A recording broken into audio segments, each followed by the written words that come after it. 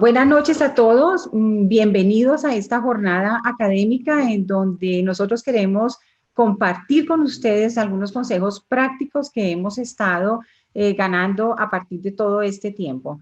Muchas gracias por reservar este espacio. Sabemos que es un espacio complicado, que es un espacio difícil, un espacio después de trabajo, un espacio de familia, pero qué rico poderlos tener con ustedes y ojalá sea un espacio muy productivo para todos ustedes. No quiero gastar mucho espacio, mucho tiempo más dándoles la bienvenida. Yo voy a empezar a compartir la presentación y vamos hablando sobre la presentación. Entonces vamos a empezar. Bueno, entonces es un orgullo para mí y para todos mis colegas empezar a presentarles a ustedes un trabajo sobre el que nosotros hemos venido trabajando bastante tiempo. Perdón un minutico que esta presentación no, ya. Bueno, ya, vuelvo a empezar otra vez. Es un trabajo en el que hemos venido trabajando mucho tiempo, unos años, en donde basados en un proyecto llamado Anatomía aplicada a anclajes esqueléticos en ortodoncia, hemos logrado establecer ciertas claves para que seamos exitosos colocando los mini implantes. Quiero antes de empezar darles la bienvenida a nombre de la Sociedad Colombiana de Ortodoncia y de Uniceo y agradecer infinitamente a mi institución porque definitivamente han sido un apoyo permanente en este proyecto. Para empezar, quiero contarles un poquito de historia. Quiero contarles un poquito cómo empezamos este proyecto. Empezamos este proyecto con la doctora Patricia, la doctora Marta Estrada, la doctora Patricia Vergara. Viajó ella antes que nosotros un año, después vino, nos convenció a todos y nos fuimos todos a Taiwán. Nos fuimos con muchas expectativas porque íbamos a aprender grandes cosas y después de que llegamos a Colombia, entonces la doctora Patricia, quien quiero que en este momento los salude, también les dé la bienvenida porque este ha sido un proyecto pues que hemos trabajado en conjunto. No sé, Patricia, si estás por ahí. Estoy por aquí, Elsa Virginia. Estoy por aquí y estoy feliz de ver en este momento cristalizado todo a 10 años de experiencia que tenemos en estos menesteres. Y aprovecho para saludar a toda la gente del CIEO, que esto no empezó solamente hace 10 años.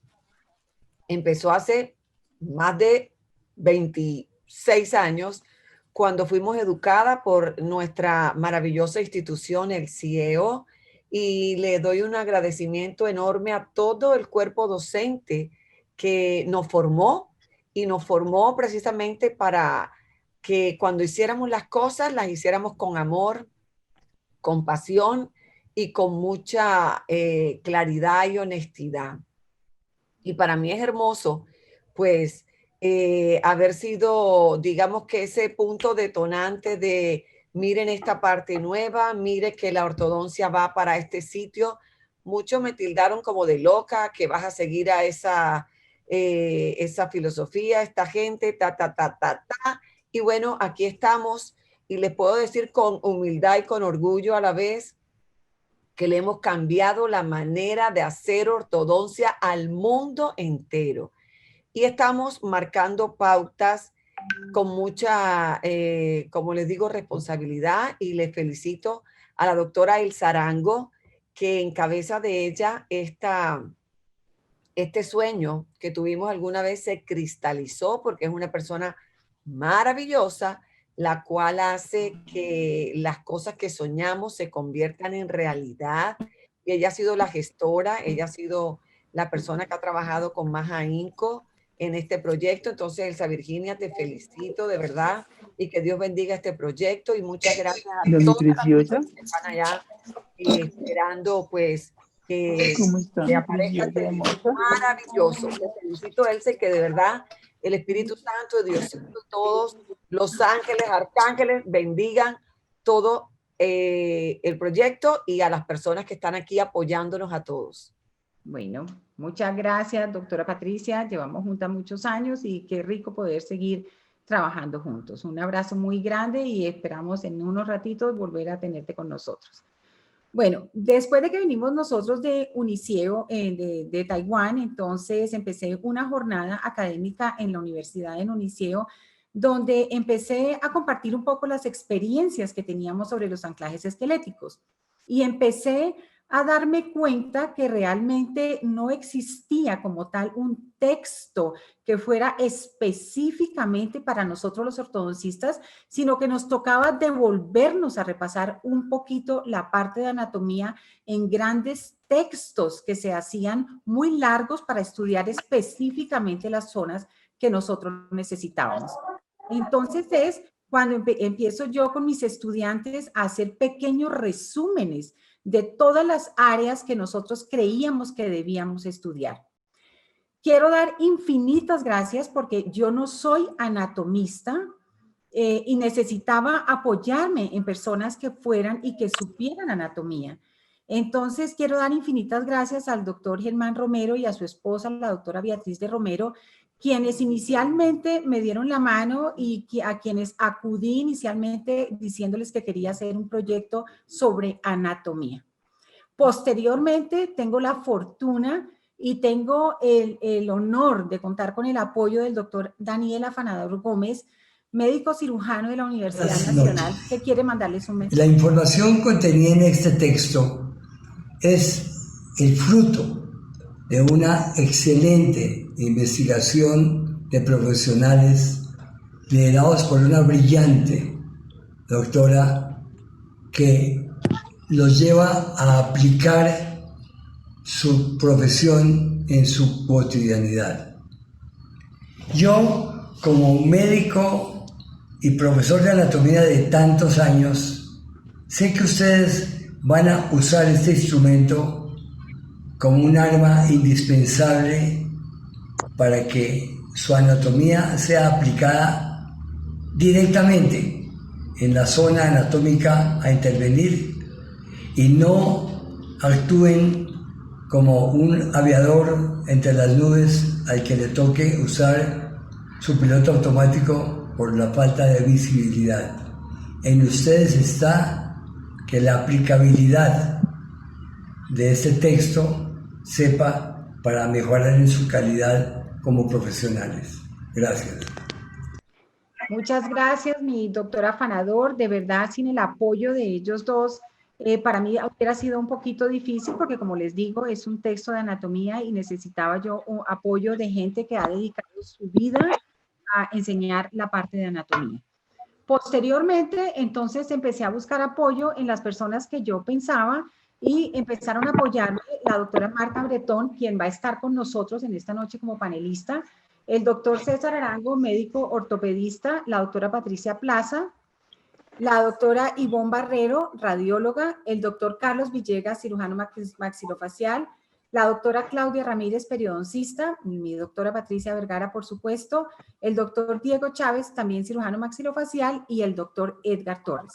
Algunos de ellos están con nosotros esta noche y van a hacer algunos aportes en cada una de las áreas donde yo siento que son muy importantes para nosotros tener la asesoría que ellos nos dan. Otra cosa importante que hicimos en el CIEO para hacer este proyecto una realidad fue hacer una investigación que consistió en hacer un estudio en 3 diferentes grupos de edad en donde nosotros queríamos averiguar la cantidad y calidad de hueso que teníamos en 3 diferentes áreas que eran la apófisis cigomática del maxilar superior, la cresta infrasigomática y el shelf mandibular. En estos 3 grupos de edad. Con mucho orgullo les compartimos que este estudio va a ser publicado en el American Journal de Ortodoncia próximamente. Entonces, parte de las medidas que nosotros hemos publicado en este libro son resultado de este proyecto donde participamos la doctora Patricia Plaza, la doctora Ivonne Barrero y el doctor Carlos Villegas.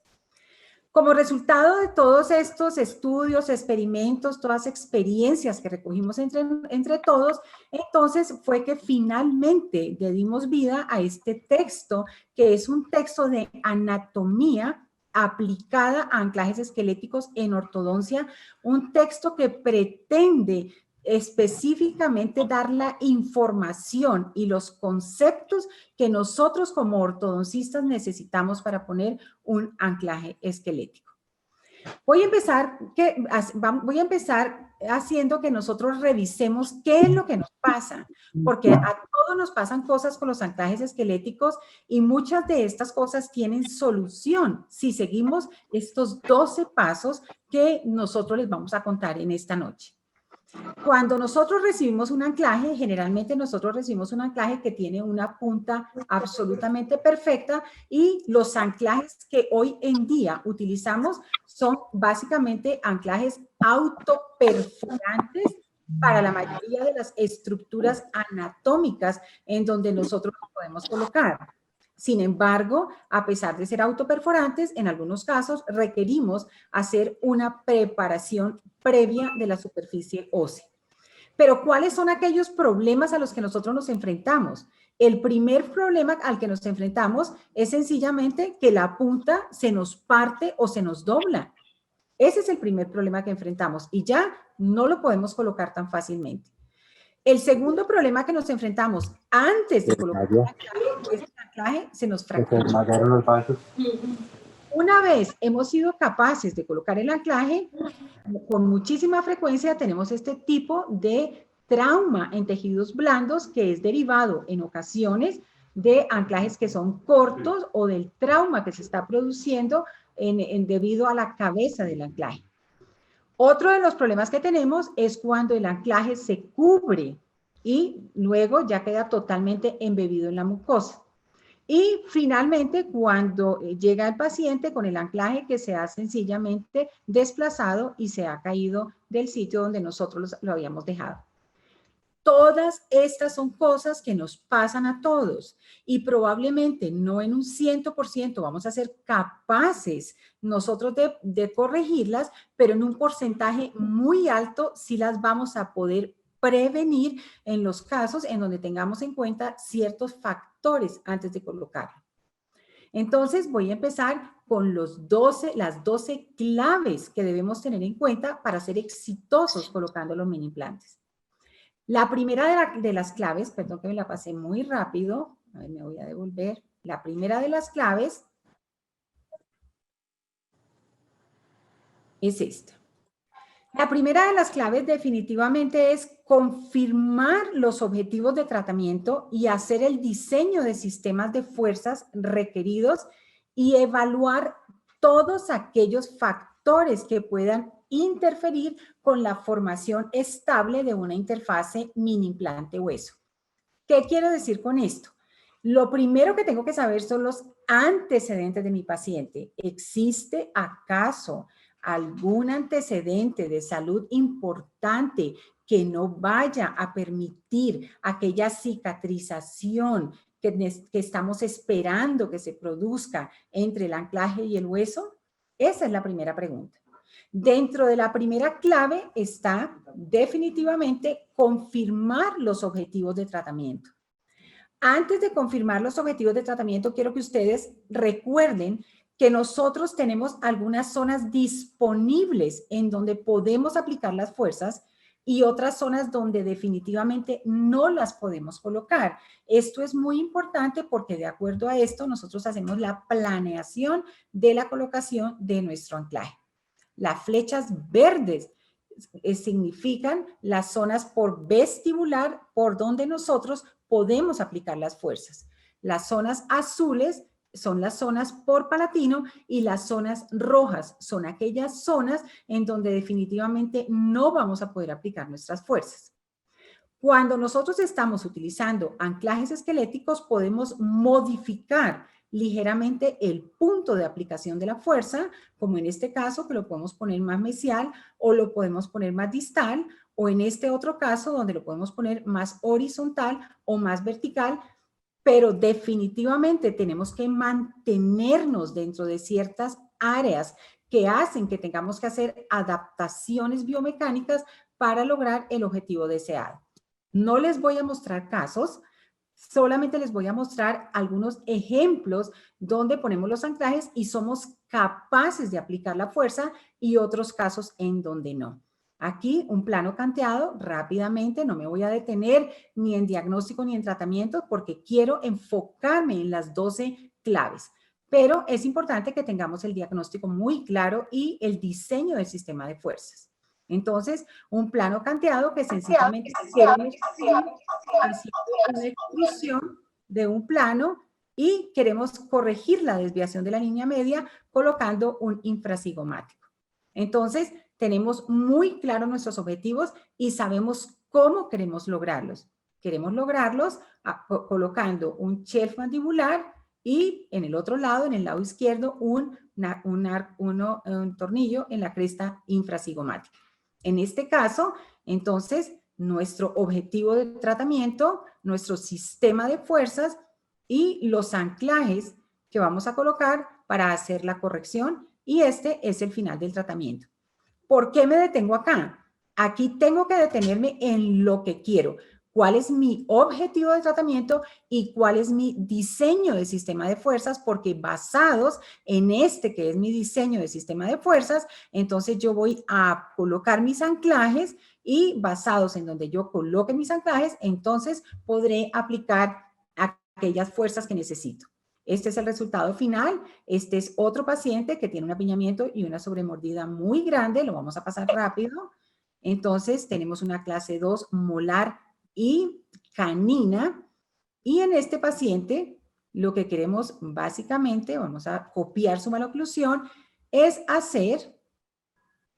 vamos a hacer inicialmente una distalización de la dentición superior. Nuevamente, nuestro objetivo de tratamiento aquí está muy claro y nuestro diseño de sistema de fuerzas también está muy claro, que es este vector amarillo, es donde lo debemos pasar para lograr el objetivo que nosotros estamos necesitando. Nuevamente, ¿cómo empezamos y cómo finalizamos este caso? Cómo restablecemos la sonrisa de nuestro paciente y pasamos a un punto diferente. En el caso anterior sabíamos lo que queríamos y sabemos que queremos colocar 2 infracigomáticos. En este caso es una niña con un perfil clase 3, una sonrisa edéntula, que la podemos ver aquí, un gran apiñamiento. Aquí vemos el perfil de clase 3 que ella tiene y este es nuestro objetivo de tratamiento.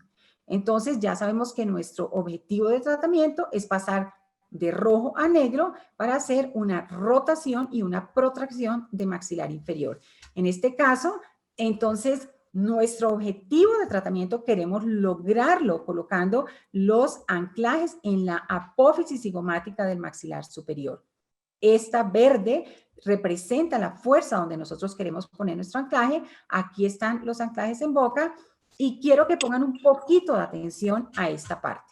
Aquí tenemos 4 anclajes que están colocados, 2 en apófisis cigomática y 2 en sínfisis del mentón. Muy importante que empecemos desde ya nosotros a evaluar cuál será el efecto de la fuerza sobre nuestro anclaje. En otras palabras, yo quiero saber este elástico, qué efecto está causando sobre cada uno de mis anclajes, porque esto garantiza en cierta medida que el efecto sea menos deseado o indeseado, en este caso, sobre nuestro anclaje. Aquí tenemos los anclajes puestos en boca y los elásticos que pusimos para corregir este caso en una panorámica los anclajes y el resultado del tratamiento ortopédico donde vemos ya un mejor ángulo nasolabial y una mejor proyección de los labios. Otro objetivo de tratamiento donde queremos intruir y quiero que analicemos que el efecto de la fuerza sobre el anclaje es diferente a los anteriores. Eso lo vamos a ver ahora. Hoy en día podemos utilizar anclajes con cualquier tipo de tratamiento. Lo podemos utilizar con alineadores transparentes, lo podemos utilizar, como en este caso, podemos utilizar placas en los casos en donde nosotros no podemos colocar los anclajes debido a que probablemente las corticales sean muy delgadas o las biomecánicas que necesitamos son un poco más complejas y requerimos colocar placas. Estos son casos del doctor Diego Chávez.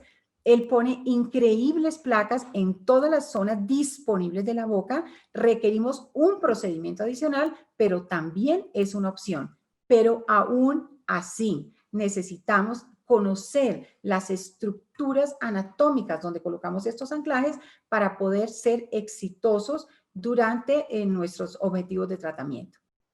En este punto quiero que analicemos que el hueso tiene diferentes resistencias a la fuerza aplicada.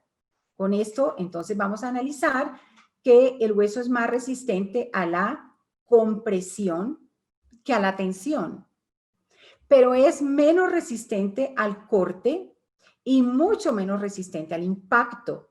Esto quiere decir que cuando estamos colocando anclajes esqueléticos, tenemos que analizar cuál será el efecto que la fuerza que estoy aplicando va a tener contra el hueso, porque de acuerdo al efecto que tenga, nuestro anclaje va a resistir más o va a resistir menos.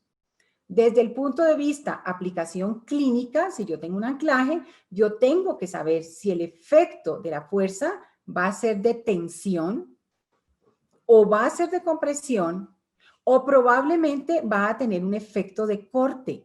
Esto es muy importante dependiendo del sitio o de la estructura anatómica en donde yo estoy colocando el anclaje y la fuerza. ¿Por qué? Porque no es lo mismo colocar en una estructura donde tengo muchísima densidad ósea una fuerza que me va a producir este efecto, que es un efecto donde la fuerza viene perpendicular, no va sobre el eje longitudinal de nuestro anclaje.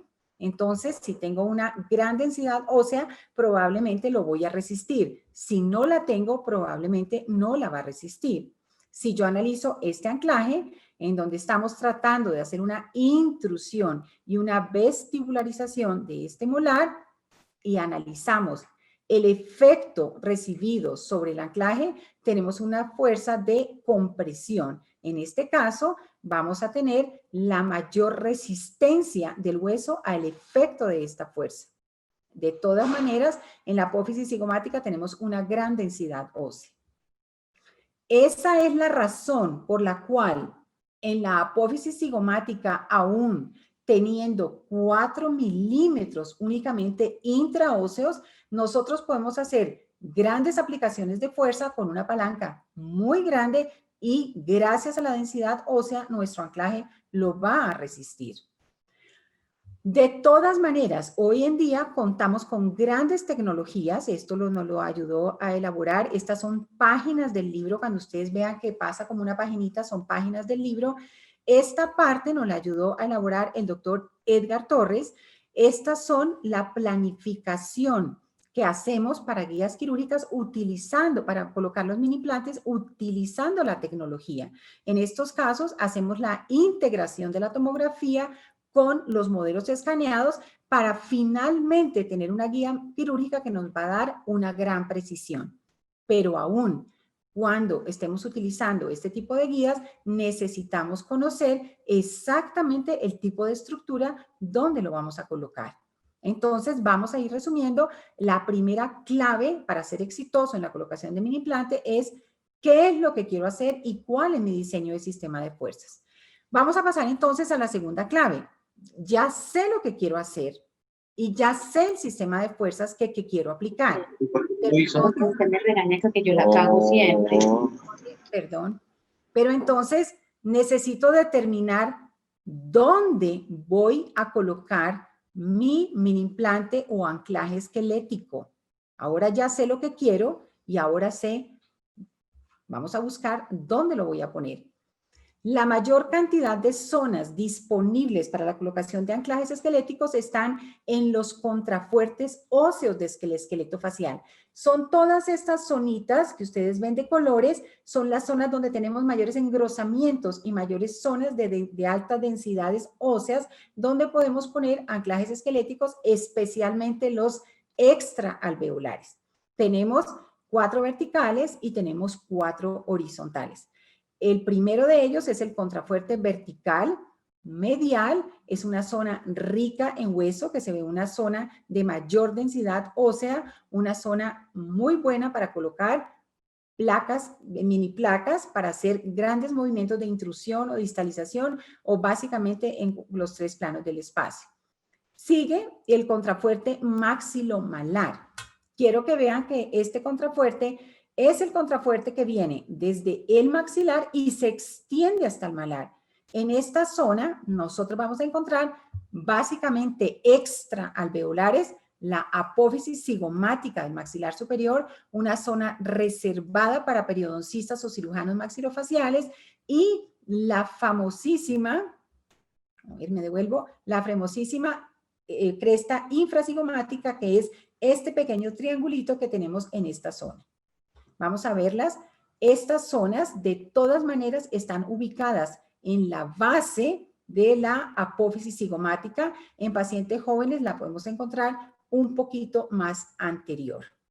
Entonces, en el maxilar inferior también tenemos 2 grandes contrafuertes, que son el mandibular transversal superior y el transversal inferior, donde encontramos en esta zona la famosa área retromolar y el shelf mandibular. Y en el transversal inferior, la sínfisis mandibular. Aquí tenemos las 4 zonas que encontramos, que son las 4 zonas donde debemos decidir dónde lo vamos a colocar. Esta zona de la zona retromolar es una zona que tiene una gran densidad ósea que resiste esta longitud de anclajes. Este es un anclaje de 24 milímetros que podemos colocar en esta zona gracias a la altísima densidad ósea que tenemos en este contrafuerte. Entonces, en este momento, la segunda clave es decidir. Vamos a colocar en nuestro anclaje, ¿será interradicular o será extraalveolar? Y si es extraalveolar, ¿en cuál de estas zonas lo vamos a colocar? Quiero que noten ahora que la segunda clave tiene una especie de segunda parte, y quiere decir, quiero que la vean, después de que determinamos la zona anatómica, tenemos que trabajar con promedios y definir la cantidad y calidad promedio de tejido óseo que esperamos. ¿Quiere decir esto que siempre tomamos una tomografía? No. ¿Quiere decir esto que siempre hacemos una densitometría? Tampoco. Pero existen algunos parámetros y promedios con los que nosotros podemos trabajar para saber qué podemos esperar de cada zona que nosotros hemos escogido para trabajar. Le voy a dar la palabra a la doctora Ivonne Barrero, radióloga, quien quiero que a ustedes les explique un poquito qué deben tener en cuenta o qué promedios podemos tener en cuenta para trabajar con respecto a la cantidad y calidad de tejido óseo esperado. Doctora Ivonne. Muy bien. Doctora Elcita, muchas gracias. Muy buenas noches para todos. Básicamente, en el estudio que se hizo inicialmente en la Fundación CIEO, comparamos 3 grupos de edades. Entonces, el primer grupo de 9 a 13 años, el segundo grupo de 14 a 23 años y el tercer grupo de 24 a 50 años. Entonces, ¿qué encontramos? Encontramos que en el primer grupo evaluamos 3 factores, como lo mencionó la doctora Elsa inicialmente, que fue la apófisis cigomática, la cresta infracigomática y el shelf mandibular. Entonces, ¿qué pasó? En el primer grupo, en el grupo de 9 a 13 años, fue donde encontramos mayor disponibilidad de hueso disponible en la apófisis cigomática. Lo mismo sucedió con la cresta infracigomática. Es decir, estos grupos presentaron una muy buena disponibilidad de hueso, pero en promedio. ¿Qué quiere decir esto? Que tenemos que tener en cuenta el biotipo facial del paciente, es decir, si es braquicéfalo o si es dolicocéfalo. Obviamente esperaríamos más disponibilidad de hueso en los braquicéfalos, pero pues evidentemente la anatomía de cada paciente es individual y este estudio tiene una muestra bastante heterogénea. Pero, ¿qué pasó? En la parte de la medición del shelf mandibular encontramos en promedio una muy buena disponibilidad de hueso en los 3 grupos. Entonces, Fíjense, por ejemplo, en esta página del libro es muy interesante porque tenemos el paciente E y el paciente F, son pacientes de 15 años, el paciente G tiene 16, el paciente H y el paciente I tienen 19, mientras que el paciente J tiene 20 años. ¿Qué pasa? Son pacientes en diferentes edades y fíjense la diferente disponibilidad de hueso que tiene cada uno de los pacientes. Entonces, por ejemplo, fíjate que estos dos pacientes tienen cada uno 15 años y comparen, por favor, la disponibilidad de hueso en lo que corresponde a la apófisis y a la cresta infrasigomática. Son completamente diferentes siendo de la misma edad. Lo mismo sucede con los pacientes de 19 años, perdón. Tienen 19 años, ya obviamente un poco más grandes, y la cantidad de hueso en cada uno de los pacientes es completamente diferente. Entonces, sí es importante la tomografía, pero hay que tener en cuenta que la anatomía de cada uno de los pacientes es completamente individual. Gracias, doctora Ivonne. Muchas gracias, doctora Ivonne. Aquí la conclusión que nosotros tenemos que sacar es que definitivamente al no poder contar con la cantidad de estudios que podríamos requerir para todos estos pacientes, necesitamos trabajar con los promedios preestablecidos que nosotros tenemos.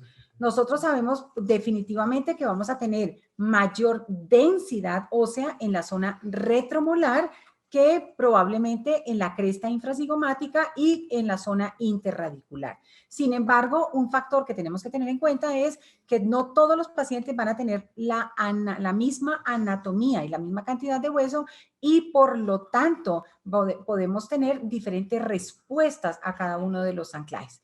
Por lo tanto, entonces, vamos pasando de objetivo de tratamiento y segundo, determinar la zona anatómica. Entonces, vamos estudiando, yo ya sé lo que quiero hacer y ya sé dónde lo voy a colocar. Entonces, vamos a tomar como ejemplo que vamos a hacer una distalización y yo lo quiero colocar en esta zona. Entonces, yo por promedio sé que, bueno, puedo tener 3, 4 o 5 milímetros y una buena densidad ósea que me lo va a permitir. ¿Qué sigue entonces? ¿Qué tengo que seguir mirando? ¿Cuál es la tercera clave que tengo que seguir yo? Mirando para establecer cómo debo poner mi anclaje esquelético. La tercera clave es entonces determinar la cantidad de mucosa que recubre la zona seleccionada. Esto es muy importante porque yo ya, de acuerdo a la zona anatómica, yo ya sé que, por ejemplo, en la cresta infrasigomática puedo tener 3 o 4 milímetros, pero sé que si lo voy a colocar en esta zona, debo atravesar una gran cantidad de mucosa de revestimiento y entonces es cuando yo empiezo a hacer el rompecabezas que me va a decir al final cuál será el anclaje apropiado para esta zona. Entonces, voy a darle la palabra a la doctora Claudia Ramírez, periodoncista, quien nos va a contar un poquito la importancia y la incidencia que tiene la mucosa sobre el éxito de los anclajes esqueléticos. Doctora Claudia. Gracias, doctora Exita, muy amable. Como ya lo dijiste, pues el tercer mandamiento es evaluar la disponibilidad de los tejidos blandos. Entre los principales factores que influyen para el éxito de la colocación y de la estabilidad de los mini implantes está el grosor y la cantidad de tejido blando que tenemos para colocarlos. También la cantidad y la densidad del tejido y la disponibilidad del mismo, del tejido óseo que tenemos. ¿Por qué esto es importante? Porque dependiendo de la cantidad de tejido blando y dependiendo del grosor, nosotros vamos a determinar cuál va a ser el tipo del transmucoso que vamos a utilizar en estos mini implantes, así mismo como la parte que va a quedar extraósea. ¿Para qué? Para no ir a perjudicar o a causar algún trauma sobre los tejidos blandos. Dame un segundito atrás, Elcita, un momentico. Listo. Cuando hablamos de tejidos blandos, hablamos de la mucosa oral y ¿qué es lo importante? Es determinar, en estas zonas vamos a tener diferentes características. ¿Y eso de qué depende? Depende del impacto de la masticación, ¿sí? La encía y el paladar duro pues están diseñados para ser resistentes. No así las mejillas, la mucosa de las mejillas, de los labios y del piso de la boca. Ellos necesitan es más elasticidad. Por lo tanto, ¿me pasa la siguiente? Sí, nos ubicamos, por ejemplo, en el paladar blando, que como ya lo dijimos, necesita un alto impacto porque está sometido a la masticación. El tejido, el paladar va a ser está firmemente adherido al hueso y tiene una alta componente de fibras colágenas, menos elastina. Por lo tanto, este sitio va a ser un sitio ideal para la colocación de los mini implantes. Pero miremos ahora la mucosa de revestimiento. Miren lo diferente de la calidad de esta mucosa. Es delgada, es elástica, tiene menos cantidad de fibras colágenas y más cantidad de elastina. ¿Por qué? Porque ella no está sometida a tanta fricción, a tanta masticación, ni a fuerzas físicas. Entonces, las características son diferentes. Pero cada uno de estos sitios va a ser, puede ser utilizado por ustedes, por nosotros, para colocar los mini implantes. Entonces, debemos conocer cada una de las características. Vamos a los ejemplos, por favor. Acá, miremos este mini implante. Miren la zona inflamatoria, el dolor que le debe estar produciendo a este paciente. Generalmente, estos implantes están estables, son estables, pero es necesario retirarlos porque van a implicar para el paciente un alto porcentaje de dolor y además puede ser un factor de una infeccioso. Entonces, la mala ubicación, este mini implante está bastante corto, lo que hace que sea embebido por la mucosa de la mejilla y eso indica que no se tuvo la suficiente, digamos, planeación, como decía la doctora Elsa, para la ubicación ideal de este mini implante. Veamos otro ejemplo clásico donde no sirve. Puede que el implante esté estable, el mini implante esté estable, pero no sirve porque necesitamos retirarlo. Nosotros podemos ubicar, digamos, darles un diagnóstico de mucositis y puede ser, pues podríamos clasificarlos como lo clasifica la nueva clasificación periodontal del 2018, porque la inflamación se genera alrededor del implante. Miramos la ubicación de está muy corto también y va a molestar la mucosa alrededor porque está demasiado pegado al carrillo. En el del lado derecho vemos que es más largo. Seguramente no vamos a tener tanto problema inflamatorio, pero la angulación, la dirección del implante no es la correcta. Entonces, están anclados, están estables, pero es necesario retirarlos. Falta de planeación y de no tener en cuenta los tejidos blandos. Listo, gracias, doctora Claudia. Con esto les queremos decir que la tercera clave para ser exitosos en la colocación de mini implantes definitivamente es la selección del perfil transmucoso. Cuando el perfil transmucoso no es seleccionado de acuerdo a las características que se requieren, vamos a probablemente tener un fracaso porque la periimplantitis es una de las principales causas de infección que causa pérdida del anclaje. En este caso vemos tres clásicos ejemplos en donde tenemos en la apófisis cigomática, donde la dirección de inserción debe ser convergente hacia la línea media para proteger la mucosa del carrillo. Aquí tenemos los tres ejemplos clínicos. Aquí lo vemos convergente. Que es la cresta infracigomática, debe ser divergente a la línea media, debe tener una angulación suficiente para proteger los tejidos de la mucosa. Y por último, cuando colocamos un infracigomático bajo, también tenemos que asegurarnos que estemos protegiendo la mucosa en este caso. O sea, son tres diferentes tipos de mucosa con tres diferentes tipos de perfiles transmucosos. Entonces, vamos a pasar al siguiente. En el siguiente, la cuarta clave. ¿Cuál es la cuarta clave que tenemos aquí? En la cuarta clave es identificar las estructuras nobles adyacentes a la zona seleccionada. Entonces, vamos a suponer que hemos seleccionado alguna de estas zonas, triángulo retromolar, área retromolar o cualquiera de estas zonas.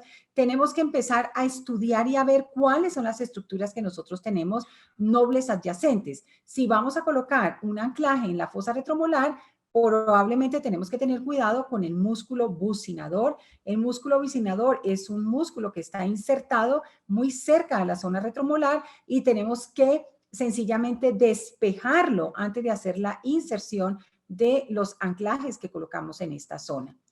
Hay otra, esta es la manera en que podemos colocar un anclaje retromolar, por lo tanto tenemos que tener en cuenta como estructuras adyacentes en esta zona, por ejemplo, que tengamos terceros molares impactados que pueden hacer imposible la colocación del anclaje.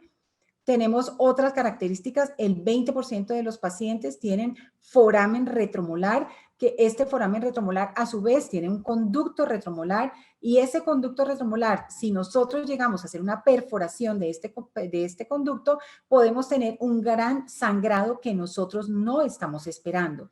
El canal retromolar puede tener diversas trayectorias que debemos analizar antes de planear la colocación de un anclaje en esta zona.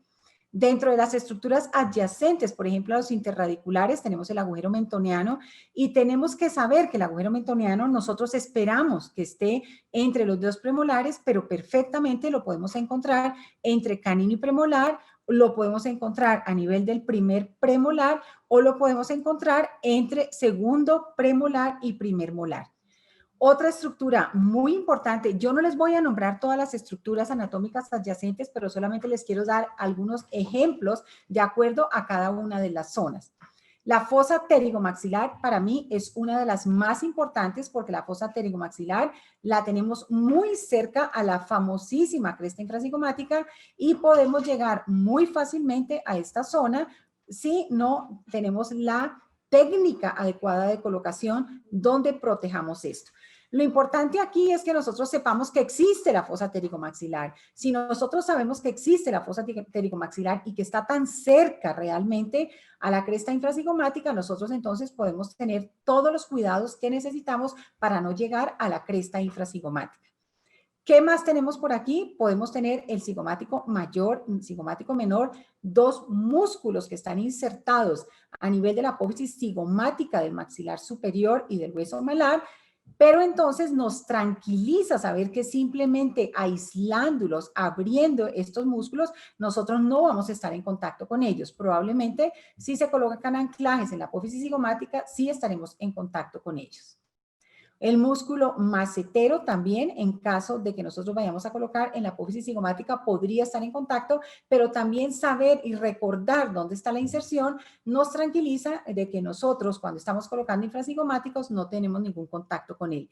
Grandes vasos y grandes nervios en esta zona infracigomática tampoco tenemos que nos preocupen y que nos pongan en riesgo. Una de las partes más importantes para nosotros es el seno maxilar. El seno maxilar definitivamente es una de las estructuras adyacentes que más tenemos que cuidar porque es una zona que está en contacto cuando colocamos anclajes tanto en el paladar como en la cresta infracigomática y en la apófisis cigomática. Le pedí a la doctora Marta Bretón, ella es médico otorrino, y le pedí a ella que nos hablara un poquito del cuidado que nosotros tenemos que tener o cuáles son aquellas señales o síntomas importantes que tenemos que tener en cuenta cuando colocamos el anclaje esquelético y entra en contacto con el seno maxilar. Los voy a dejar con la doctora Marta Bretón, quien les va a explicar ligeramente esta incidencia que puede tener el seno maxilar. Gracias, Elsa. Bueno, como lo venías diciendo, el seno maxilar constituye una de las estructuras adyacentes que más variaciones anatómicas puede tener en relación con las estructuras cercanas a la cavidad oral y está muy relacionado con la neumatización del paciente relacionada con la edad principalmente, en donde hay cambios del tamaño relacionado con esa neumatización. Al nacimiento mide aproximadamente 5 milímetros y empieza a crecer 2 milímetros por año aproximadamente. Y más o menos a los 9 años se termina disminuye la tasa de crecimiento, realmente termina de neumatizarse del todo cuando erupciona el tercer molar.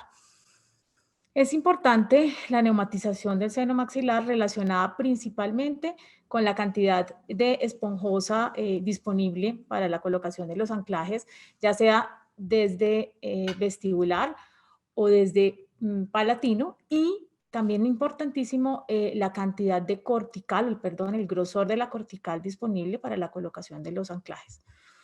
El seno maxilar tiene una relación directa con las raíces dentarias y su tamaño va a depender además de el proceso de erupción de las piezas dentales. Por eso es tan importante la relación que existe entre las piezas dentales, como el techo de la boca constituye el piso del seno maxilar. Están en constante relación. Es muy importante que es una estructura que puede tener variaciones anatómicas diversas, entre ellas la presencia de tabiques intrasenos, tamaños diferentes relacionados, por ejemplo, con disminución del tamaño o del espacio dentro del seno maxilar, que es lo que se denomina una hipoplasia.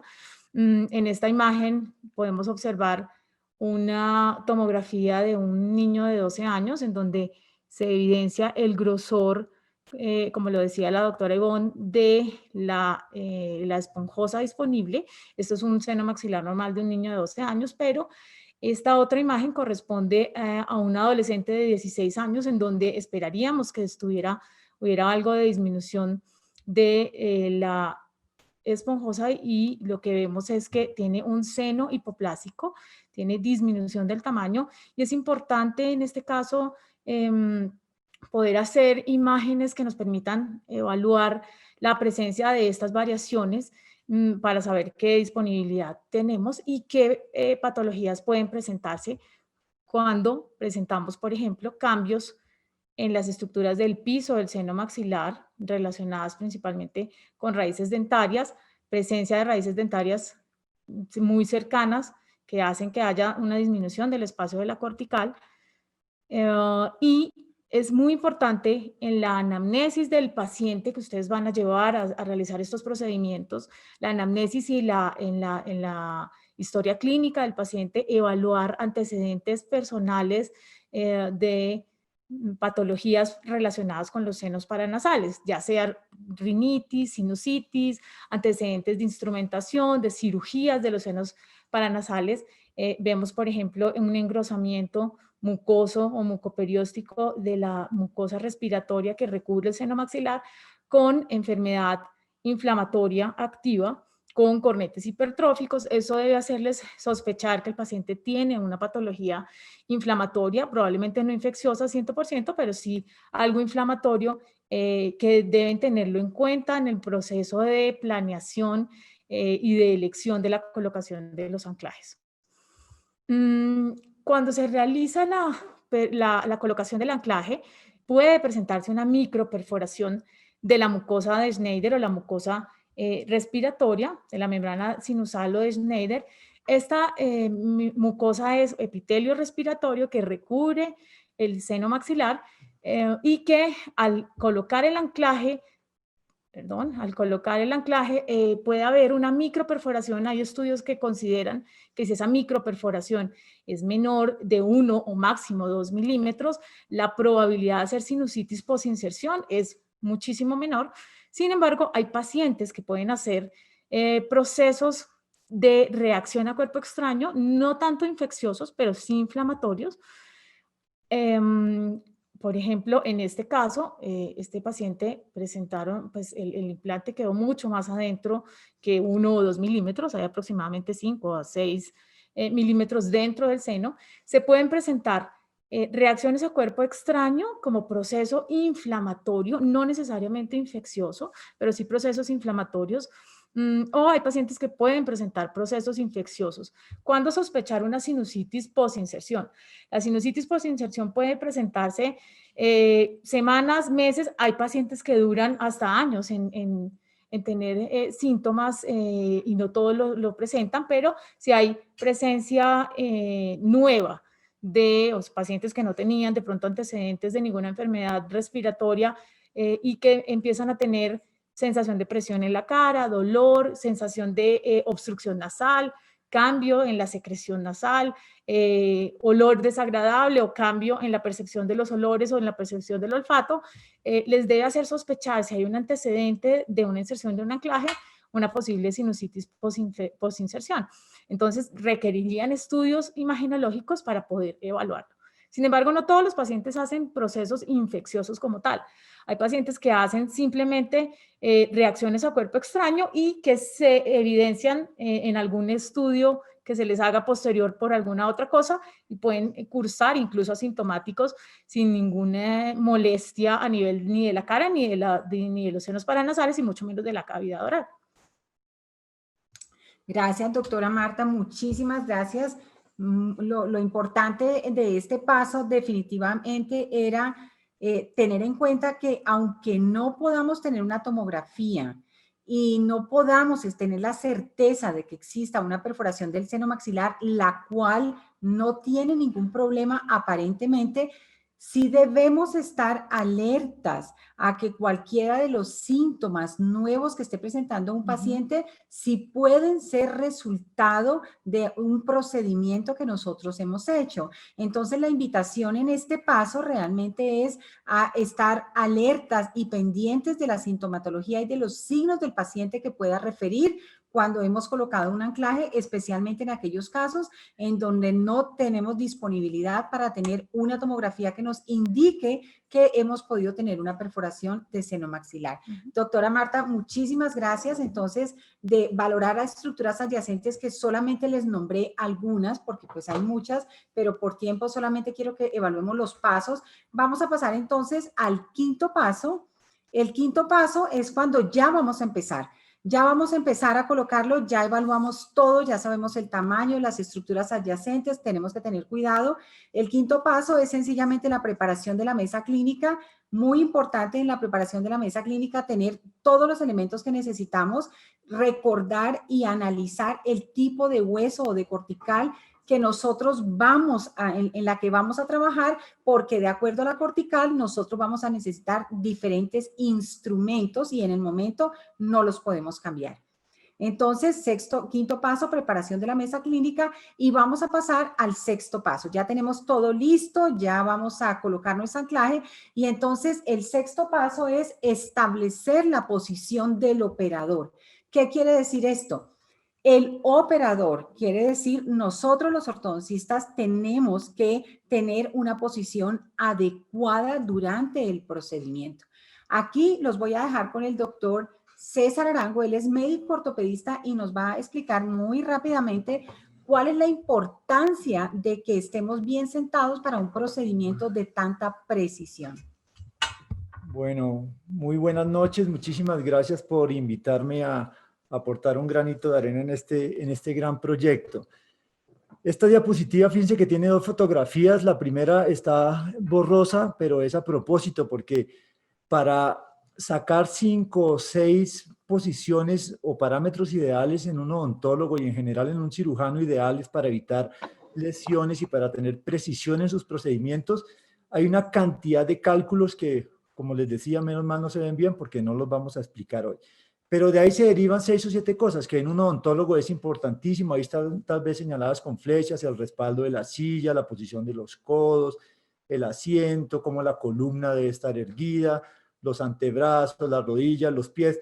En general todo es muy importante y quiero contarles que nosotros como ortopedistas vemos muchos odontólogos con lesiones derivadas de su actividad profesional. Entonces, este es el pilar principal para evitarlo y además para tener precisión en un espacio que es muy pequeño y necesita de gran precisión en sus movimientos. Y esto pues obviamente no es solamente válido para los odontólogos. Nosotros como por ejemplo los cirujanos ortopedistas, eso es un procedimiento artroscópico donde estamos de pie y estamos con los brazos y los antebrazos colgando, no tenemos ningún apoyo para hacer este procedimiento durante 1 hora y media o 2 horas. Y esto nos causa fatiga si no estamos en una posición correcta, nos causa temblores y pérdida de la precisión en nuestros movimientos. Y eso no es solamente necesario en la vida médica ni en los profesionales de la salud.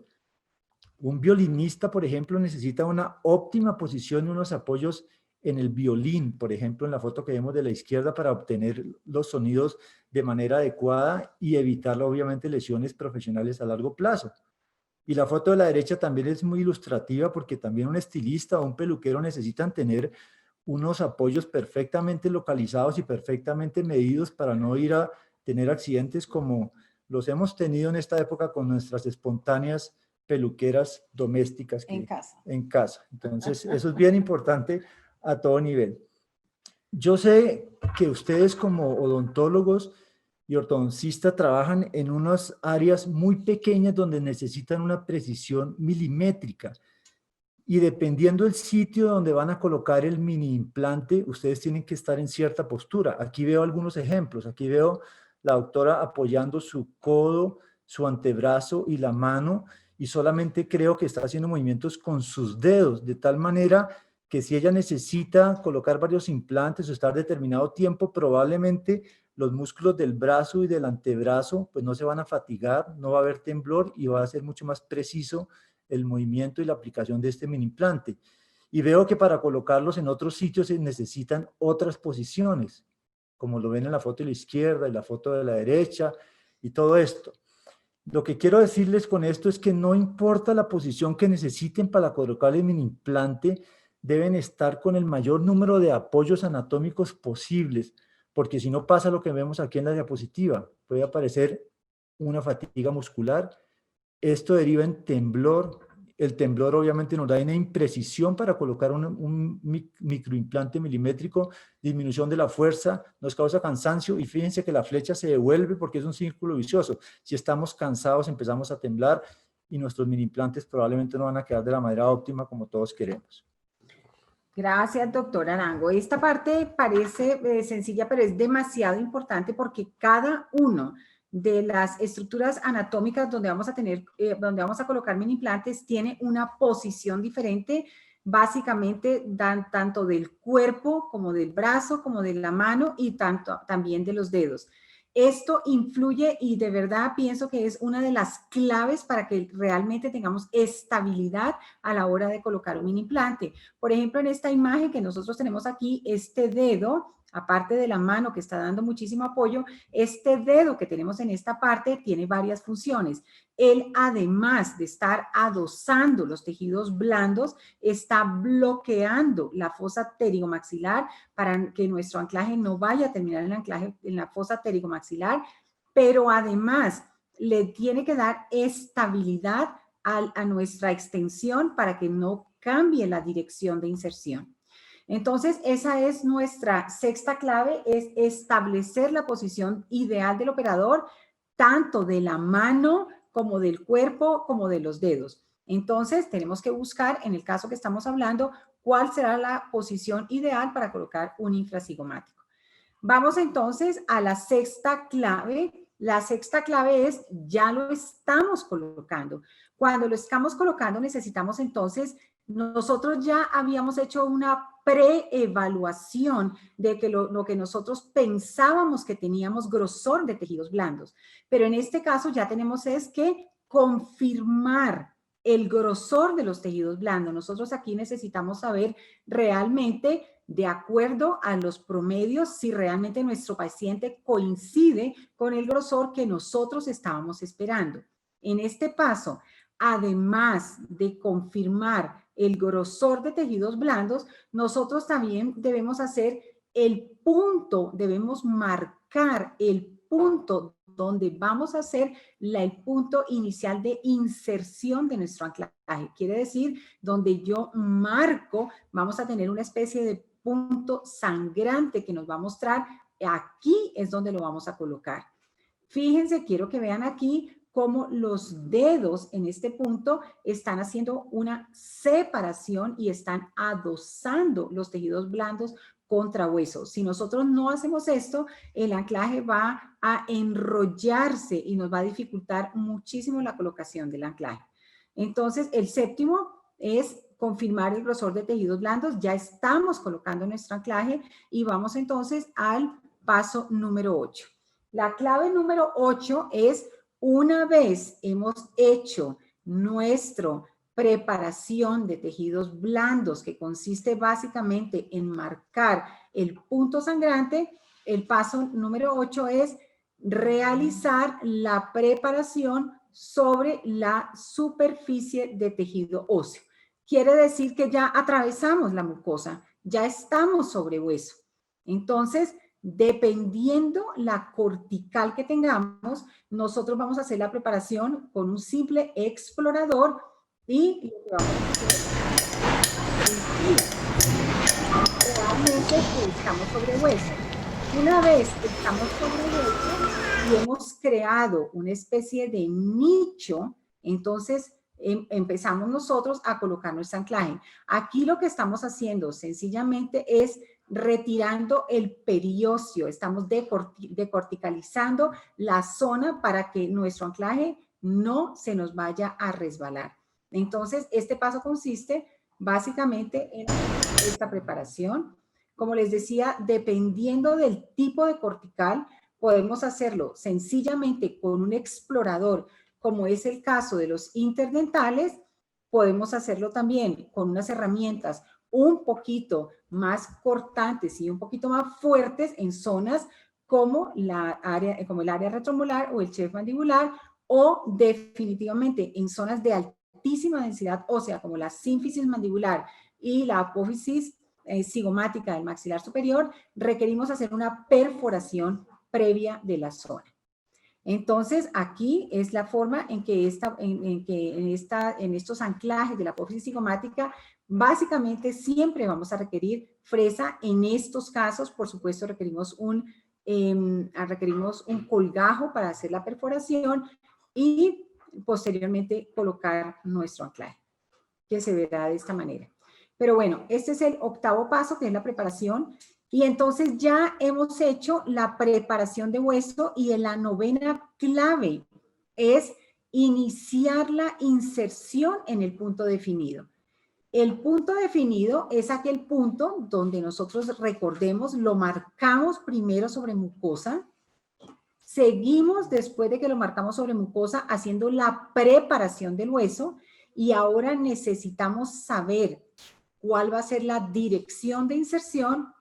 Quiere decir entonces hacia dónde lo vamos a colocar y si vamos en determinado momento a cambiar la dirección de inserción.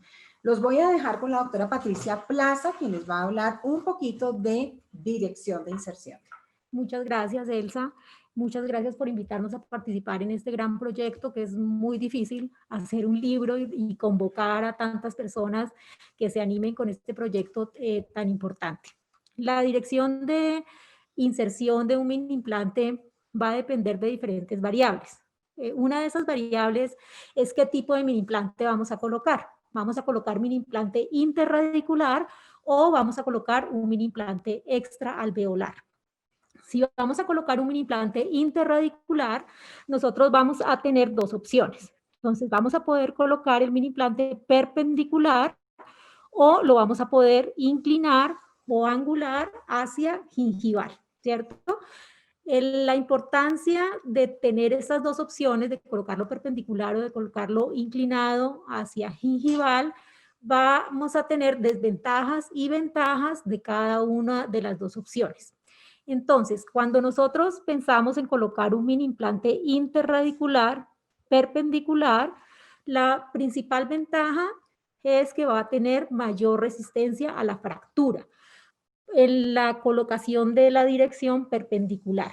Adicionalmente, el mini implante, si ustedes ven, una vez nosotros lo colocamos, va a ser mucho más fácil de realizar su higiene alrededor del mini implante, y vamos a evitar de lo que ya nos habló la doctora Claudia sobre la periimplantitis, que es una de las principales causas de la pérdida de la estabilidad de los mini implantes.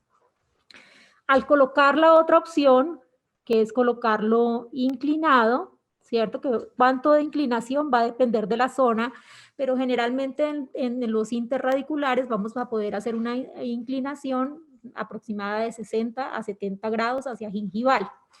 El colocarlo inclinado nos va a permitir colocarlo en espacios más estrechos sin hacer laceración de las raíces, porque vamos a ver que en la zona gingival nosotros vamos a tener mayor divergencia radicular. Cuando lo voy a colocar perpendicular, yo tengo que generalmente haber realizado esa divergencia radicular previamente en el tratamiento de ortodoncia.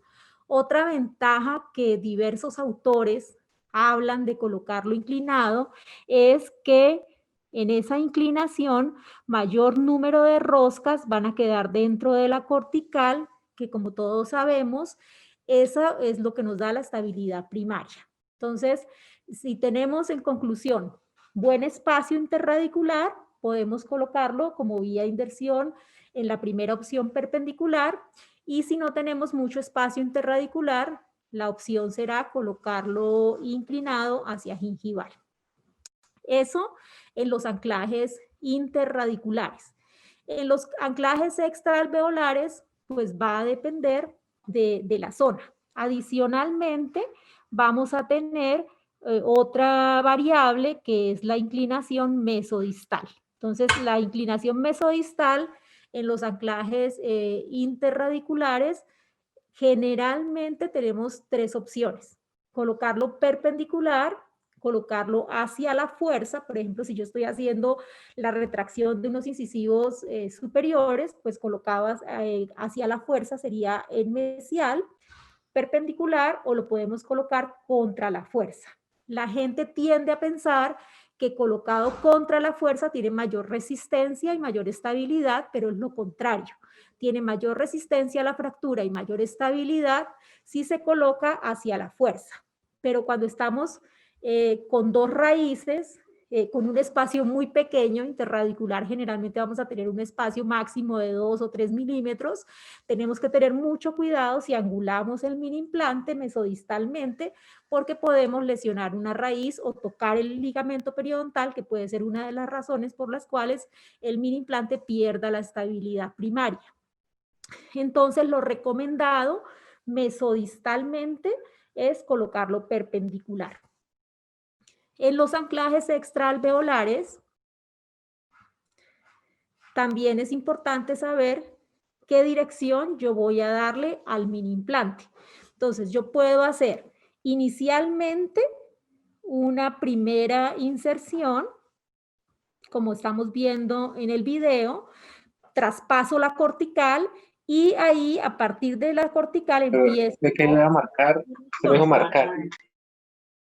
Entonces, este tipo de inserción se llama una inserción indirecta, donde yo primero traspaso la cortical y posteriormente empiezo a hacer una angulación hasta llegar a la angulación ideal. Otro tipo de colocación es colocarlo directo, donde yo, ya sea angulado o ya sea perpendicular, voy a colocarlo directo sin hacer ningún cambio de dirección durante la inserción. ¿Qué es lo mejor? Depende de la zona. En los anclajes extraalveolares hay muchas zonas donde se recomienda hacer ese cambio de dirección. Yo tengo una muy buen grosor de la cortical y voy a tener una buena posibilidad y estabilidad del mini implante cuando hago ese cambio de dirección. En los implantes interradiculares es mejor que nosotros hagamos la inserción directa. O sea, que no hagamos mucho cambio de dirección, porque en ese cambio de dirección yo puedo tener algún tipo de injerencia en la estabilidad primaria del mini implante.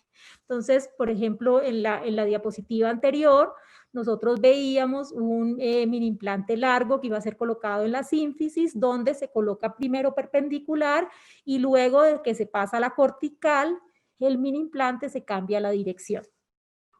Adicionalmente, hay otras variables en vía de inserción, como son la zona donde lo vamos a colocar y el aditamento o el instrumento con el cual nosotros estamos colocando el mini implante. Entonces, por ejemplo, acá estamos viendo en el paladar que estamos colocando con un driver angulado.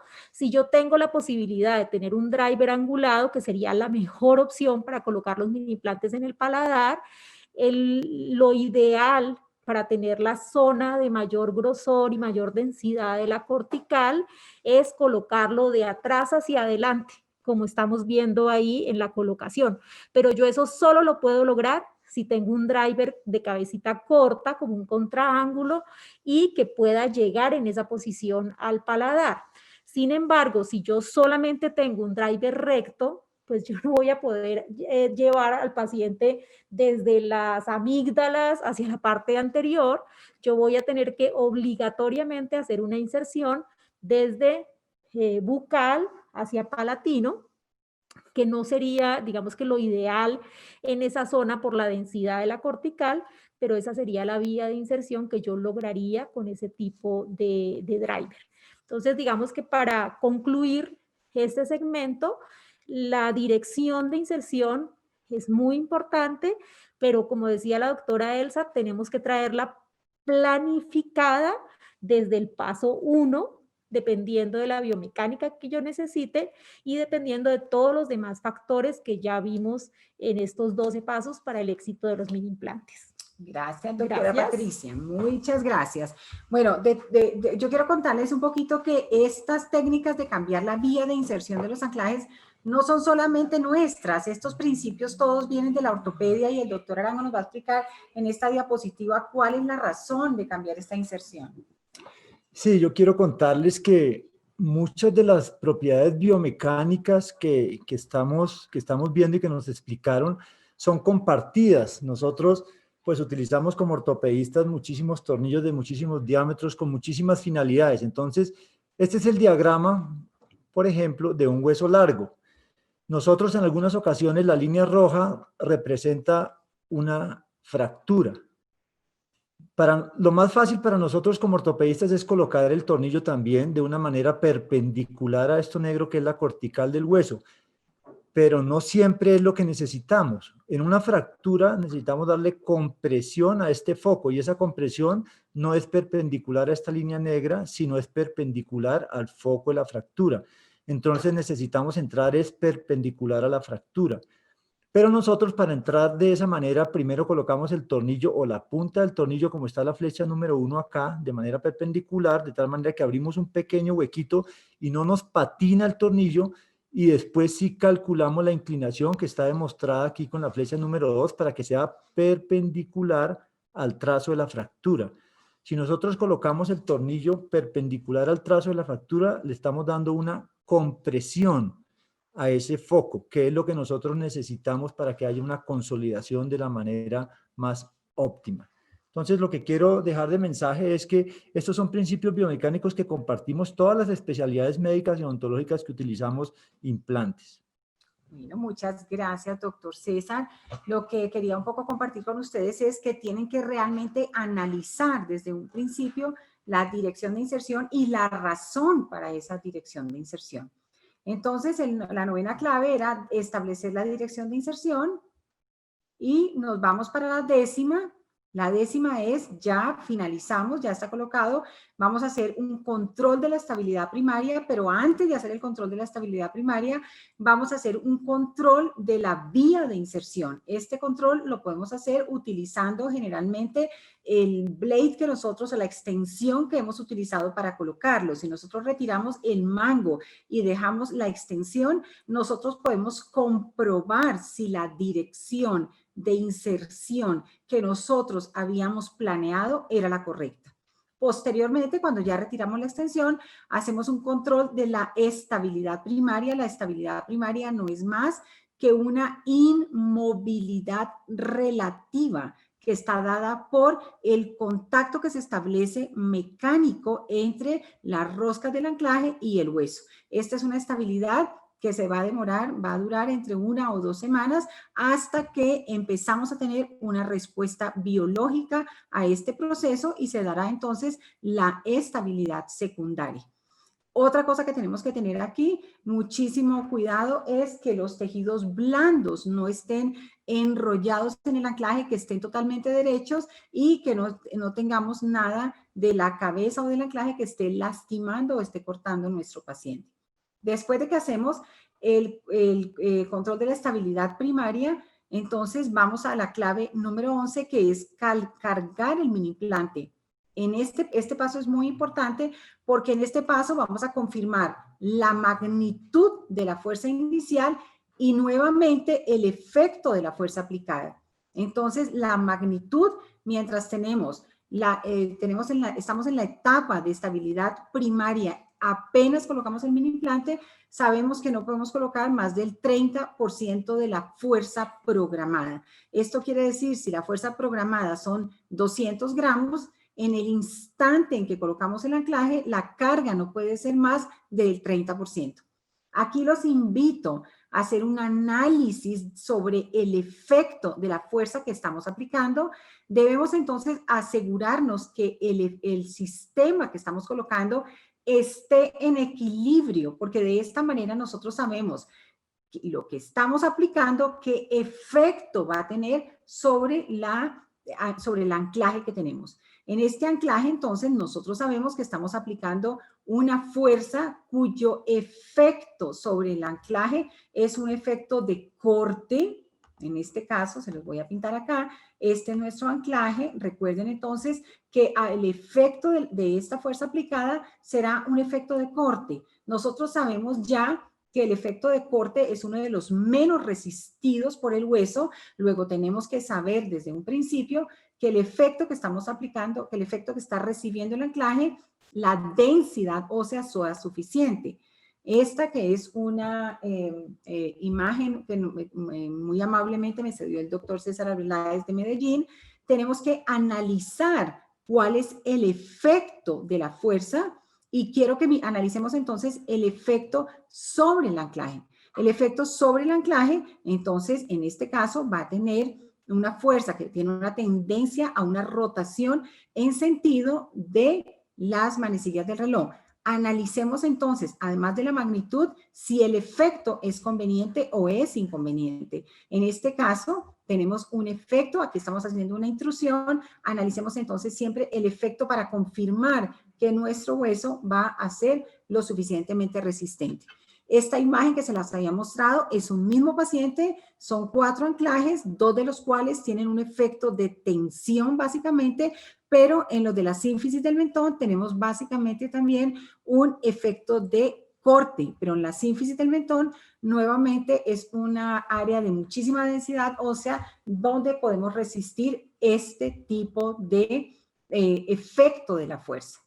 Entonces, por último, la última clave que es muy importante para mí, aquí quiero invitar también a la doctora Patricia, si estás por ahí todavía. Bueno, entonces, ¿qué es la última clave? La última clave es especialmente explicarle al paciente todos aquellos efectos o complicaciones que podamos tener en nuestros anclajes y darle las recomendaciones. Es muy importante tranquilizar al paciente, es muy importante decirle al paciente, el anclaje se te puede caer. Es algo que nosotros estamos esperando que pase. La encía se te puede inflamar, es algo que estamos esperando que pase, porque definitivamente pasan muchas cosas y muchas de estas cosas que pasen, si el paciente no las sabe, nos vamos a asustar, tanto el paciente como nosotros. Bueno, esta era la última de nuestra... ¿Está bloqueada? Bueno, estaba esperando que la doctora Patricia se conectara con nosotros, pero estas eran nuestras 12 claves que aplican a cualquier tipo de anclaje esquelético. Siempre pueden seguir los mismos pasos, pongan el anclaje que pongan, no importa que sea interradicular, que sea extraalveolar, que sea en la fosa retromolar o que sea en la apófisis cigomática. Bueno, muchísimas gracias por su atención, por el tiempo que nos han reservado para nosotros y esperamos haber sido de muchísima utilidad. Quiero contarles un poquito que este libro está todavía en proceso, no sabemos exactamente cuándo va a estar disponible, tanto impreso como en ebook, pero a sus correos les haremos llegar la información de cómo es la manera en que en determinado momento pudieran adquirirlo. Bueno, muchísimas gracias, muchas bendiciones para todos. Espero que de verdad hayamos sido de muchísima utilidad. Muchas gracias por su tiempo. Gracias a todos mis compañeros. Tenemos unas preguntitas que las personas han estado generando a través del foro de preguntas y respuestas. Sí. Les han dicho que al final de las intervenciones trataríamos de responder a cada una de ellas. Entonces, Sí. si yo te las leo y tú me dices si la respondes tú o si alguno de tus compañeros puede hacerlo. Listo, perfecto, con muchísimo gusto. Aquí estamos listos La y primera disponibles persona, para... bueno, la primera persona nos preguntaba dónde se puede comprar el libro. Tú ya te acabas de adelantar. Sí. Entonces, próximamente se estará informando. Si me permites, yo creo que les puedo contar que a todas las personas que se inscribieron a este webinario se les va a enviar un correo electrónico en el momento del lanzamiento del libro para que ustedes puedan saber dónde lo pueden encontrar y pues puedan tener acceso a él. Ok. Listo. Aquí nos preguntan, Adriana Parra nos pregunta, hola, buenas noches. En la zona vestibular, entre 4 y 5 o entre 5 y 6, ¿hay probabilidad de colocar el microtornillo en el seno maxilar cuando hay un piso de seno bajo? ¿Me la vuelves a leer, porfa, que no te escuché bien? Dime. Dice, en la zona vestibular, entre 4 y 5 o entre 5 y 6, ¿hay probabilidad de colocar el microtornillo en el seno maxilar cuando hay un piso de seno bajo? Sí, ya la doctora Patricia Plaza viene para acá, no sé, doctora. Buenas. Sí, Adriana, depende de la dirección de inserción. Si se va a colocar un mini implante interradicular en esa zona y se ve que el seno maxilar está descendido, es mejor colocarlo perpendicular. Sí, definitivamente sí puede haber contacto. Cada caso es un caso especial, cada caso es un caso particular. Habrá pacientes en donde el seno maxilar no tiene ningún tipo de contacto con esta zona, o sea, no llega, la neumatización no llega hasta esta zona, pero habrá otros casos en donde sí. Entonces, definitivamente lo que acaba de decir la doctora Patricia se puede manejar con la angulación. Sí. Muchas gracias, Adriana, por la Listo, pregunta. tenemos una pregunta de Wikidontólogos. Ellos preguntan, ¿existe alguna recomendación acerca de los tipos de implantes en cuanto a la forma del implante y su cabeza? Sí, por supuesto. En cuanto a los tipos de implantes y a la forma de la cabeza, yo siempre les digo que hoy en día, muchos años después de que los mini implantes han salido al mercado, tenemos infinitas posibilidades. La cabeza del mini implante está directamente relacionada con el tipo de biomecánica que nosotros necesitamos aplicar y por lo tanto con el auxiliar que vamos a colocar o a adaptar a esa cabeza. Otra consideración importante en cuanto a la cabeza es el tipo de mucosa que tenemos en esa zona, porque si tenemos si colocamos un anclaje en el fondo del surco, probablemente la cabeza deba ser más pequeña. Entonces, la cabeza se escoge basado en estas dos consideraciones. El tipo de auxiliar para la biomecánica, número 1, y número 2, el tipo de mucosa que tenemos en la zona para no lastimar a nuestro paciente. No sé si Patricia tenga... De acuerdo. Y adicionalmente que el mini implante durante la colocación quede una parte de la cabeza lo suficientemente fuera de la encía para que permita que el auxiliar o el resorte que nosotros vayamos a colocar para la biomecánica pueda no lastimar o no quedar enterrado en los tejidos blandos. Sí, gracias, Wiki Odontólogos. Ok, Diana Murcia nos pregunta, ¿cómo se diferencia en las fuerzas el efecto de corte o de tensión? ¿Cómo se diferencia? Bueno, esa parte se diferencia haciendo un análisis de las fuerzas en equilibrio. Eso quiere decir, si el resultado de la fuerza que yo estoy aplicando tiene una tendencia a entrar más el anclaje en el hueso, eso quiere decir que el efecto es de compresión.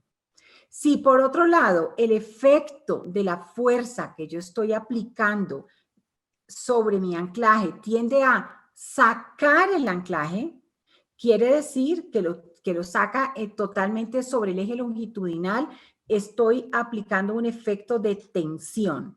Si por el otro lado el efecto de la fuerza aplicada es perpendicular al anclaje, tengo un efecto de corte o cizallamiento que es uno de los más dañinos para el anclaje. Pero esto lo sé analizando las fuerzas que estoy aplicando y así yo sé cuál va a ser la acción y la reacción. Entonces, así puedo conocer. Pero lo de tensión y compresión es básicamente lo que les acabo de decir para resumir. Si el anclaje tiende a entrarse sobre el hueso, es una compresión. Si tiende a salir del hueso, como con los elásticos que les mostré, es tensión. Y si es perpendicular, tiende a ser un efecto de corte o cizallamiento. Excelente. María Alejandra Sabogal complementa la pregunta de Diana diciendo, me gustaría saber sus recomendaciones sobre el manejo postquirúrgico, medicamentos, recomendaciones para limitar lesión en tejidos blandos. Ya, la doctora Claudia Ramírez ella es experta en manejo de complicaciones en tejidos blandos y entonces la doctora Claudia Ramírez nos va a dar no solamente las pautas en el momento en que se coloca el mini implante, sino también una vez estamos enfrentados a un proceso inflamatorio. Bueno, muchas gracias por la pregunta, porque definitivamente podemos llegar a tener complicaciones y complicaciones severas que pueden llegar a comprometer la salud del paciente. Entonces, lo primero es tener, digamos, todo el proceso de inserción, tener, como decía la doctora Elsa, una planeación. Pero si por alguna circunstancia llegamos a tener una complicación, la mejor manera de manejar la complicación es determinar cuál es el nivel de esa complicación.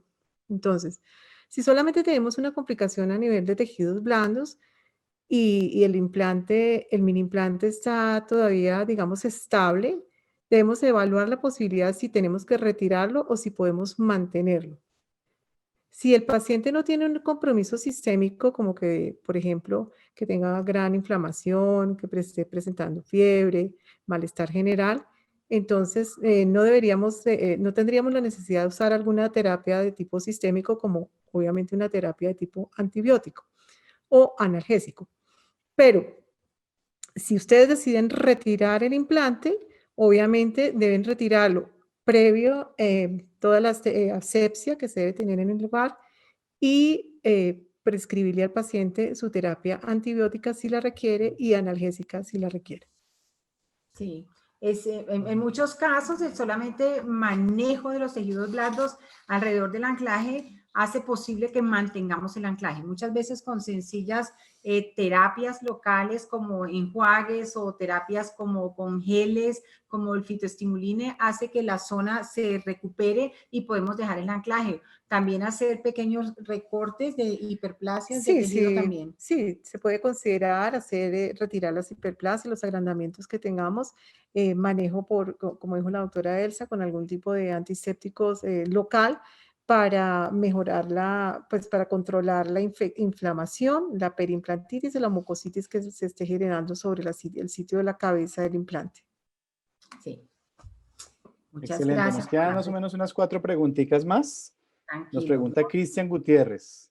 Cuando se cae un mini implante, ¿al cuánto tiempo se puede volver a poner en la misma posición? Si un mini implante se cae, preferiblemente, si lo necesitan, pronto lo deben esterilizar, guardar y colocarlo en otra zona, si es posible, y si no, deben esperar entre 2 y 3 meses a que exista una recuperación verdadera del tejido óseo de la zona. Una recuperación de tejido de hueso puede durar entre 3 y 6 meses totalmente para que se regenere el tejido total. Por eso es preferible que si pueden colocarlo en otra zona, sería mejor colocarlo porque el tiempo, si lo quieren colocar exactamente en la misma parte, el tiempo es entre unos 3 y 6 meses. Excelente. Nos pregunta Lonit Feinsake. ¿En qué casos deciden tomar una CBCT? Depende de edad, lugar de inserción tipo de mini implante? ¿Cuándo decidimos tomar una tomografía? Bueno, definitivamente decidimos tomar una tomografía cuando hay otros factores que hagan que sean necesarias. Ejemplo, cuando tenemos dientes incluidos o cuando necesitamos hacer algún tipo de evaluación de estructuras adicionales al solamente colocar el mini implante. O sea, solamente para colocar un mini implante generalmente no ordenamos una tomografía. Pero hoy en día lo que estamos haciendo, no sé si la doctora Ivonne quiera venir un momentico y nos ayuda, hoy lo que estamos haciendo es, desde que el paciente llega a la consulta, antes de ordenarle de los juegos de perfil y el panorámico, no ordenamos eso para evitar irradiar al paciente, sino más bien ordenamos de una vez una tomografía que nos va a dar toda esa información. Existen algunas tomografías que generan menos irradiación que tomar el perfil, la panorámica. Esto se los va a explicar la doctora Ivonne. Sí, la idea es tener en cuenta que la anatomía de cada uno de nuestros pacientes es muy particular y es exclusiva para cada uno de ellos. Entonces, lo que se está haciendo inicialmente es tomar una tomografía de cabeza completa. De esta tomografía derivamos la imagen panorámica y derivamos la imagen de perfil con solamente una exposición. Y es una exposición en realidad muy bajita si nos comparamos al beneficio que estamos obteniendo. Sí, o sea, tratamos de no ordenar muchos exámenes, entonces cuando se puede, de una vez ordenamos el que requerimos. O sea, la tomografía. Hacen dos preguntas en complemento de esa. Una la pregunta Carlos Eduardo Lapeira. ¿Dónde se consigue el adaptador manual para atornillar los mini implantes? Y el mismo contrapregunta, ¿recomiendan algún torcómetro? Bueno, el adaptador manual lo tienen muchas casas comerciales, ¿sí? Yo personalmente torcómetro nunca he utilizado. Para mí el torcómetro es mi mano. O sea, realmente yo prefiero tener la suficiente sensibilidad para saber la densidad ósea a la que me estoy enfrentando. Entonces, existen muchos torcómetros que se supone que nos van a dar aquella tranquilidad y aquella garantía hasta dónde puedo seguir aplicando la fuerza cuando estoy colocando el anclaje. Sin embargo, yo siempre prefiero colocarlo sin torcómetro. Como les digo, el torcómetro es mi mano. Y en cuanto a los adaptadores, Carlos, hay de muchas casas comerciales que los tienen. Listo, por acá nos preguntaban por el chat. Dice, a ver qué se me hizo. Ah, no, que si se puede volver a ver la charla. Bueno, yo me adelanto y les cuento que hicimos una grabación del webinar que seguramente próximamente vamos a estar colgando en exclusiva como material exclusivo en las redes de la doctora Elsa. Nos pregunta María Carolina Cortés, para verticalizar un molar inferior 47 que está mesoangulado, ¿cuál es la zona más indicada para colocar un mini implante y no fracasar en este movimiento?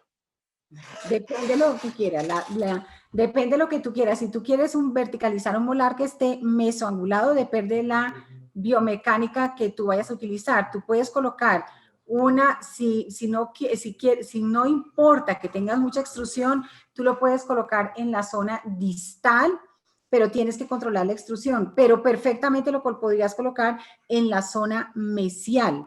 Si tú lo colocas en la zona mesial al molar que está mesoangulado, con un cantilever lo podrías hacer. O sea, yo pienso que en cualquiera de las dos zonas, dependiendo del objetivo terapéutico con extrusión o sin extrusión, y depende de las limitaciones anatómicas que tengas. Listo, ya nos quedan las últimas dos. Caroline nos pregunta, ¿cuáles son las recomendaciones para el paciente después de colocar mini implantes, medicación, higiene oral, etcétera? Sí.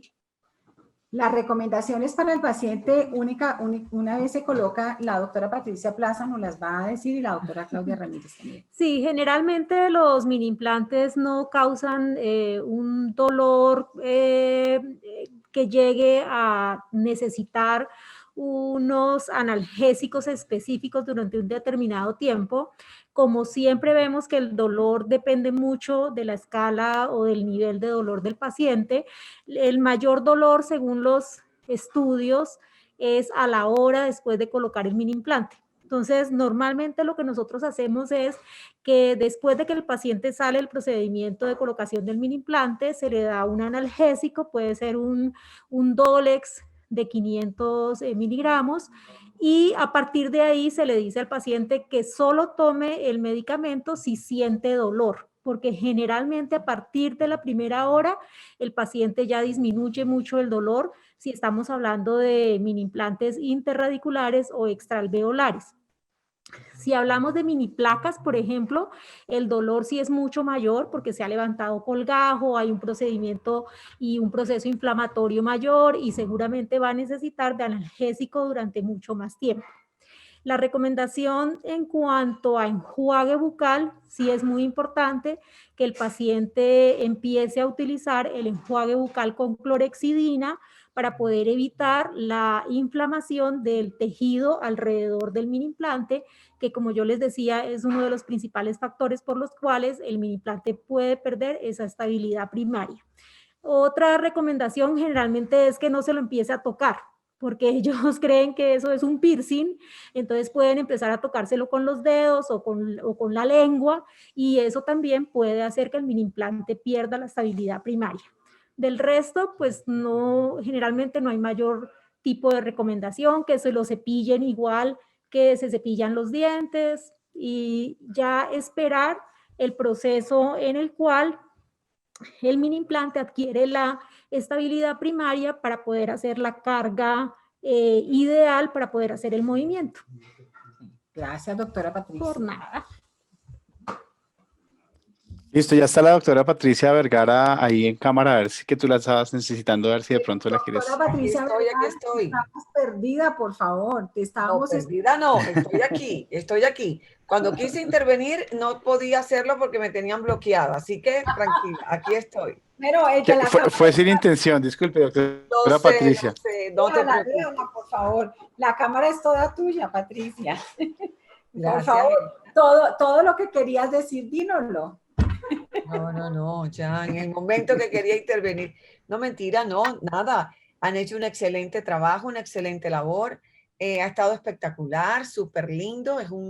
Es un texto que vale la pena tener, adquirir y bueno, tenerlo ahí al ladito para aprender todas estas cosas que realmente son producto de la experiencia, es producto de los fracasos, de los 1000 fracasos que hemos tenido y de toda esta curva de aprendizaje que hemos tenido nosotras durante todo este tiempo, en el que ya, como les decía al principio, tenemos 10 años, en lo personal, 10 años completicos de estar en mini implantes extraalveolares y por lo menos 15 de estar con los interradiculares. Por lo tanto, es el momento de transmitirle a ustedes toda esa curva de aprendizaje que hemos tenido. Y créanme que la motivación que nosotras tenemos en aportar este tipo de manual, de libros, de material didáctico, de material,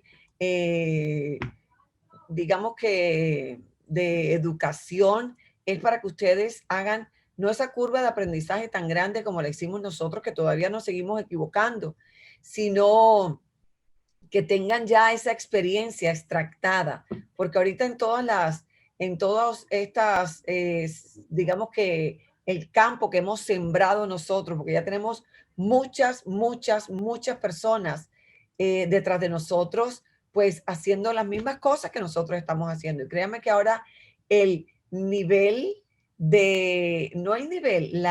porcentaje de problemas y fracasos que tienen es muy poco porque ahora se les entrega realmente una información muy valiosa, como les digo, basada en mucha experiencia, basada en mucho fracaso, basado en unos cuantos éxitos, pero basado en mucho cariño y mucho amor para ir a buscar toda esa información. a todas las doctoras a Patricia Plazas, mi amiga, mi docente, a la doctora periodoncista Claudia y al doctor Arango con la esposa y a todos los que, bueno, no he nombrado al doctor afanador, muchísimas gracias porque han hecho un aporte espectacular a esta parte. Y a ti, Elsa, obviamente te mando 1000 bendiciones, 1000 felicitaciones.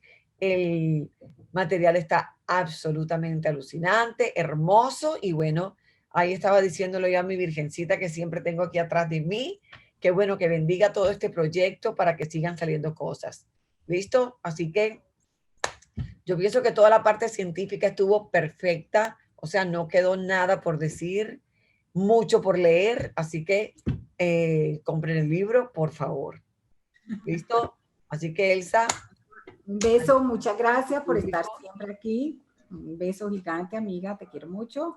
Y yo creo que me dice Alexis que tenemos otras preguntas, me parece que Alexis va a redirigirlas. Alexis, te dejo a ti encargado. Amiga, muchas gracias. Gracias. Vale, listo. No, pues básicamente a las preguntas que quedaron, nos quedaron 6 preguntitas abiertas, pero para ser juiciosos con el tiempo, a cada uno de ellos les vamos a enviar la respuesta vía correo electrónico. Entonces, para Tomás Antonio González, para Amanda Guevara, para Marcela Ucha y para Pablo Euse, tranquilos que se les van a enviar las respuestas en su momento por parte de este grupo de especialistas. Doctora Elsa, pues la dejo hacer el cierre oficial y muchas gracias a todos por su compañía. Bueno, muchísimas gracias a todos. Gracias por estar ahí.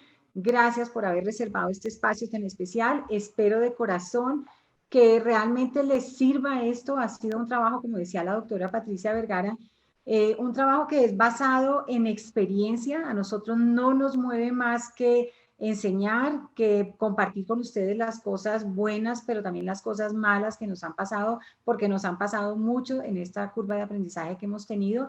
Así que de verdad de corazón a todos mis compañeros, a Claudia, a Patricia, a Ivonne, César, a todos, al doctor Afanador, a mi institución, al doctor Mejía, al doctor Naranjo, bueno, no los puedo nombrar a todos, pero los quiero muchísimo. La UNICEO para mí ha sido definitivamente una fuente de apoyo enorme.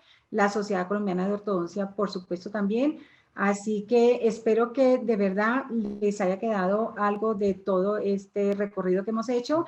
Y nada, lo que ustedes necesiten, estamos abiertos todos a hacer, a responder todas las inquietudes que ustedes tengan o quieran que nosotros compartamos con ustedes. Entonces, un abrazo para ustedes, para todos ustedes, a todo tu equipo, Alexis, muchísimas gracias por estar aquí con nosotros. Un abrazo, una feliz noche para todos.